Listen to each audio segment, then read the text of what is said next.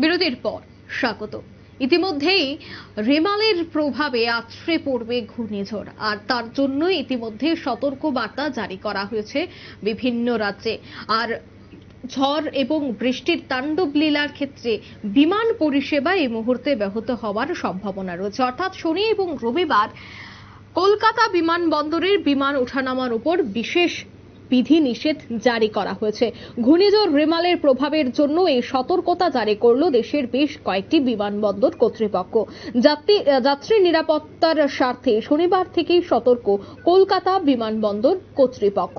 আর সেই বিষয়ে বিস্তারিত জানবো, টেলিফোন লাইনে রয়েছে নিউজ ভ্যানগার্ড প্রতিনিধি শতাব্দী দেবনাথ। শতাব্দী, এই ঘূর্ণিঝড় রেমালের প্রভাবে ইতিমধ্যেই বিমানবন্দর কর্তৃপক্ষ বেশ কিছু সতর্কবার্তা জারি করেছে।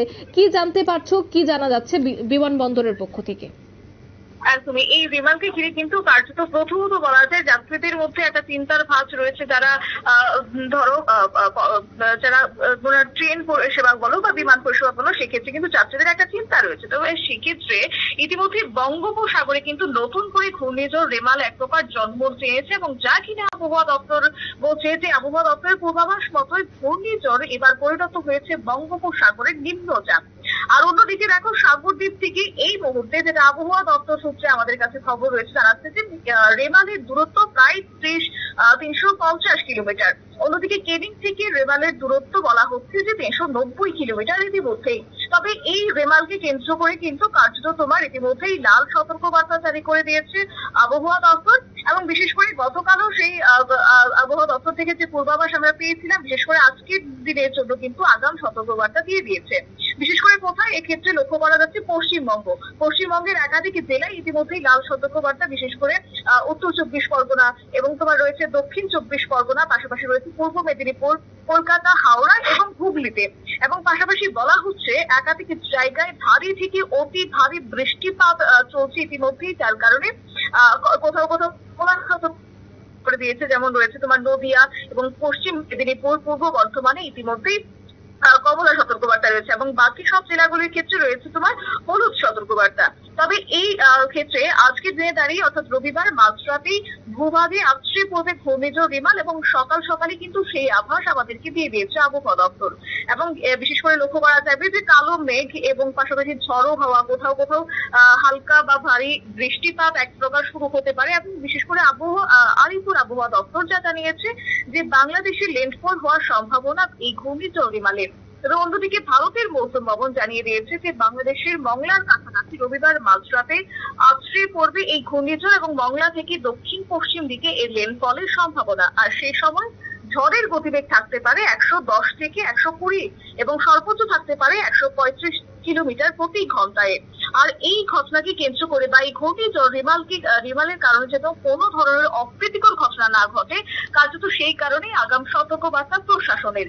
এবং যেমনটা জানা যাচ্ছে যে ঘূর্ণিঝড়ের কারণে আগামী 21 ঘন্টা অপারেশন বন্ধ থাকবে কলকাতা বিমানবন্দরের। ফলে আজ অর্থাৎ রবিবার দুপুর 12টা থেকে সোমবার সকাল 9টা পর্যন্ত কোনো বিমান ওঠানামা করবে না কলকাতা নেতাজি সুভাষ চন্দ্র বসু আন্তর্জাতিক বিমানবন্দরে।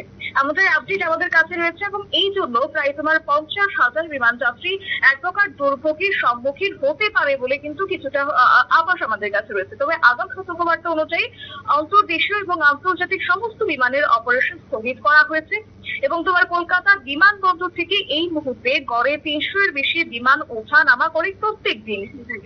এবং এই ঘটনার জেরে কিন্তু কার্যত শতাধিক বিমান বাতিল হয়েছে বলে কলকাতা বিমানবন্দর কর্তৃপক্ষ জানিয়ে দিয়েছে। এর পাশাপাশি ঝড়ের সময় যাতে কোনো রকম ক্ষয়ক্ষতি না হয় সেজন্য কিন্তু বিশেষ করে সতর্ক নিয়েছে বিমান কর্তৃপক্ষ। তবে কিভাবে ঝড়ের মোকাবেলা করা যাবে এবং তা নিয়ে কিন্তু ইতিমধ্যেই কয়েক দফায় বিভিন্ন স্টেক হোল্ডারদের সঙ্গে বৈঠক করেছে কার্যত বিমান বন্দরের কর্তারা। দেখো, এই ঘূর্ণিঝড়ের ল্যান্ডফল কার্যত যেহেতু বাংলাদেশের মধ্যে হতে পারে, কিন্তু তার যে বিশেষ প্রভাব বেশিরভাগটাই কিন্তু পড়তে পারে কলকাতাতে। আর এই ঘূর্ণিঝড় রেমালের বেশ একটা যে প্রভাব কলকাতায় পড়বে তা কিন্তু কিন্তু আগাম সতর্ক বার্তা দিয়ে দিয়েছে। আর বিশেষ করে মহানগরে ঝড়ের তীব্রতা থাকতে পারে প্রায় ঘন্টায় 70 থেকে 80 কিলোমিটার পর্যন্ত।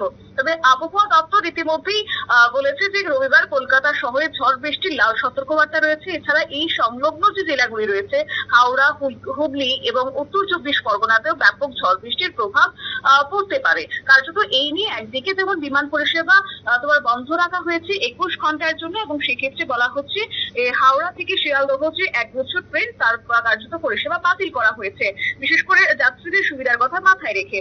অন্যদিকে যদি আমি শুধু বিমানই নয়, এক্ষেত্রে আমি যদি ট্রেন পরিষেবার কথাও যদি বলি, কার্যত যাত্রী সাধারণের সুবিধার্থে কিন্তু বা তাদের কথা চিন্তা করে কিন্তু ট্রেন পরিষেবা বাতিল করা হয়েছে। তাই বিশেষ করে ঘূর্ণিঝড় রেমাল আসার আগে কিন্তু সতর্কবার্তামূলক পদক্ষেপ ইতিমধ্যেই একাধিক লোকাল ট্রেন জারি করে দিয়েছে, বিশেষ করে উত্তর পূর্ব রেলওয়ের ক্ষেত্রে।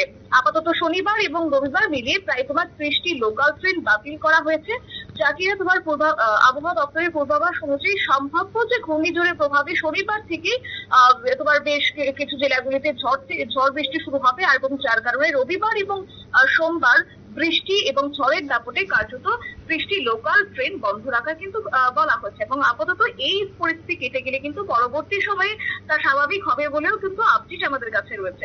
অঙ্কিতা, একদম ধন্যবাদ শতাব্দী। অর্থাৎ ইতিমধ্যেই জারি করা হয়েছে হলুদ এবং লাল সতর্ক বার্তা, যার জন্য একগুচ্ছ ট্রেন বাতিল করা হয়েছে বিমান। যদি ট্রেনের কথা আমি বলি, তবে ইতিমধ্যেই হাওড়া শিয়ালদা শাখায় বাতিল করা হয়েছে একগুচ্ছ ট্রেন। শনিবার বিজ্ঞপ্তি দিয়ে জানিয়ে দিয়েছে পূর্ব রেল। এবার একাধিক ট্রেন বাতিল হয়ে গেছে দক্ষিণ পূর্ব রেলেও। দীঘা পুরীগামী অনেক ট্রেন বাতিলের ঘোষণা করে দেওয়া হয়েছে বিজ্ঞপ্তি জানিয়ে। অন্যদিকে ইতিমধ্যেই ইন্ডিগো, এয়ার ইন্ডিয়া এয়ারলাইন্স তারা ইতিমধ্যেই বিজ্ঞপ্তি দিয়ে জানিয়ে দিয়েছে যে কলকাতাগামী সমস্ত ফ্লাইট ইতিমধ্যেই বাতিল করে দেওয়া হয়েছে। নিয়ে নিচ্ছে ছোট্ট একটি বিজ্ঞাপন বিরতির সঙ্গে থাকুন।